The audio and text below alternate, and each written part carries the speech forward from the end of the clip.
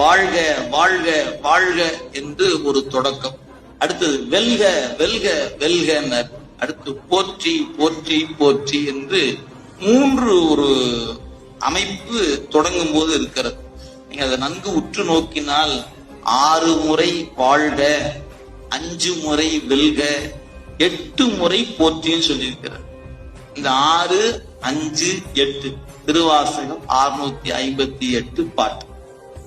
எளிமையான ஒரு குறிப்பு, 658 பாடல் அப்படின்னு நினைவில் வைத்துக் கொள்வது. சரி, இந்த 8ஆம் திருமுறை என்பது திருவாசகத்துல 658 பாடலும் திருக்கோவையால 400 பாட்டு இருக்குது. 2 சேர்ந்துதான் 8ஆம் திருமுறை என்று சொல்லப்பெறுகிற நூலாக இருப்பது. 2ஐயும் முதல் சொல்லையும் கடைசி சொல்லையும் கூட்டி வச்சு பார்த்தீங்கன்னா ஒரு நுட்பம் இருக்கிறது.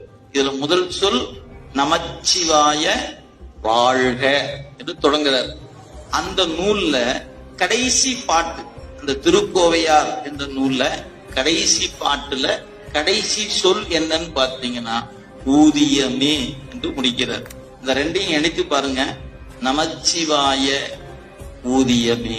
2ஐயும் இணைத்து பார்க்கும்போது ஒரு உயிருக்கு எது ஊதியம் என்று சொன்னார், 5 எழுத்து மந்திரமே உயிருக்கான ஊதியம்.